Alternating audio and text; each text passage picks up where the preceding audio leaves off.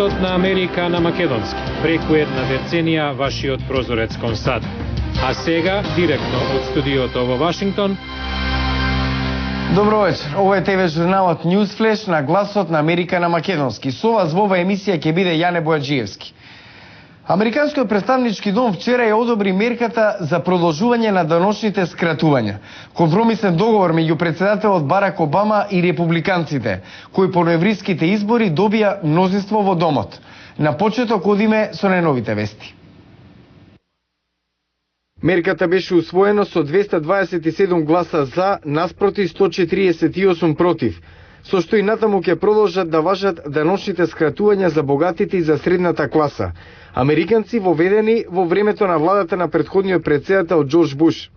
Со неа се продолжуваат и бенефициите за невработените американци за 13 месеци, а се воведува и 2% кратење на даноците на платите.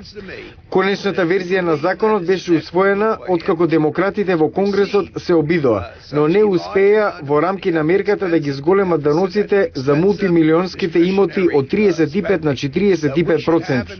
Сенатот ја усвои истата мерка во средата и сега таа оди на конечно одобрување кај претседателот Обама. Австралиската полиција ја прекина истрагата за Wikileaks со образложение дека интернет страницата и незиниот основач Џулијан Асанж, кој од австралиско потекло, не прекршиле ниту еден закон под нивна јурисдикција при објавувањето на доверливи американски дипломатски телеграми. Австралискиот премиер Џулија Гилард рече дека не биле прекршени домашните закони. Американски официјални лица спроведуваат истрага дали Асанж може да биде обвинет во САД. Тој вчера беше ослободен од притвор во Лондон, откако плати кауција од над $300,000. Сега се наоѓа во куќен притвор и се соочува со евентуална екстрадиција во Шведска. Северна Кореја се закани со одмазничка акција доколку Јужна Кореја ги спроведе планираните вежби со боева муниција од островот врз кој режимот во Пјонкјанг стрелаше минатиот месец. Во петочното соопштение Северна Кореја предупреди дека интензитетот и досегот на огнот ќе биде многу посериозен отколку за време на нападот од 23 ноември. Нарачајте бесплатен календар на Гласот на Америка за 2011. Појдете на www.glasnaamerika.com или пак на нашата страница на Facebook Глас на Америка. Во продолжение на Newsflash, божикните празници се време кога се собира семејството. За жал, многумина американци никогаш не ќе можат да се вратат на најблиските. Неколку илјади волонтери се собра на националните гробишта Арлингтон во близина на Вашингтон да оддадат почит на паднатите војници за време на празниците. Илка Халидеј посветува посебно внимание божикниот венец на гробот на нејзиниот син Кристофер Вилсон да биде поставен како што треба. Вилсон загинал во Авганистан пред 3 години. Илјадници волонтери, заедно со членови на семејствата на загинатите, ова време во годината во разни делови на САД ги декорираат гробовите на оние кои ја платиле најголемата цена. Проектот е наречен Венци ширум Америка. Морил Ворчестер, собственик на компанија за изработување на венци во сојузната држава Мејн, го почнал во 1992. Убаво е чувството да си меѓу блиските пријатели, илјадници. Посетуваме семејства на околу 300.000. Кога започнавме, бевме само десетина. Подарените венци ги красат гробовите како оној на синот на Илка Халидеј. И Пола Дејвис го загубила синот, единец, во Авганистан во 2006-та. И се ублажува болката кога ќе види колку многу волонтери се дел од проектот. Празниците се секогаш тешки и помага тоа што многу луѓе излегуваат да изразат поддршка кога го празнуваат Божик со гестот дека не ги заборавиле ниту нашите сакани кои не се со нас за празникот. Семејствата ја чувствуваат загубата многу повеќе во овој период на годината, кога празниците ги обединуваат роднините и пријателите на една маса и кога се навраќаат спомените на загинатите. На националните гробишта во Арлингтон беа поставени 24.000 венци. 24.000 кои нема да бидат дома за празниците.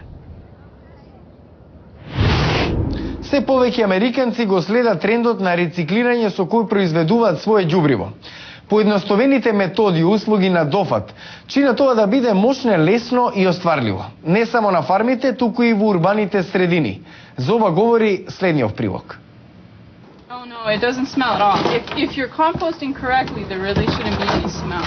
If there is a smell, it probably... Кристијана Арета дневно надодава на својот контейнер за ѓубриво под стрејата на станот. Остатоци од храна, хартија. It's probably somewhere between 80 to 90% of our Меѓу trash 80 и 90% од нашето ѓубре може да се претвори во ѓубриво, речиси не фрламе ништо. Вели, ако се постапува правилно, не мириса воопшто. Ѓубривото го користи во малата градина зад незиниот стан во Вашингтон. Wow, great. Ингрид Дрейк и партнерката започнале да прават своје ѓубриво од пред 3 години и се допаѓа идејата да ги користи остатоците од храна за да произведува нова храна.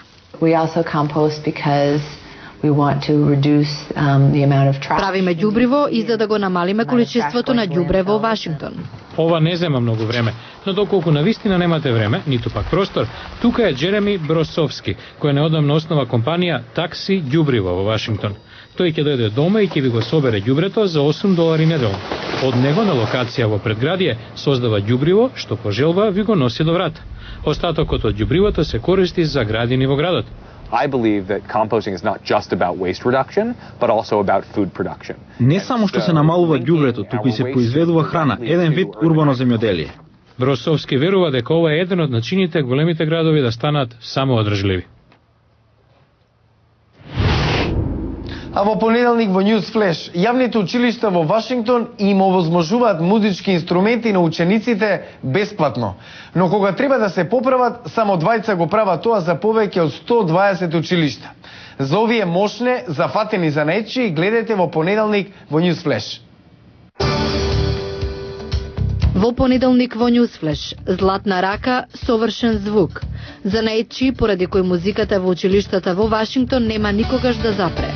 Гледате во понеделник во Newsflash. Го гледавте Newsflash на гласот на Америка на македонски. Јас сум Јане Боаджиевски од студиото во Вашингтон.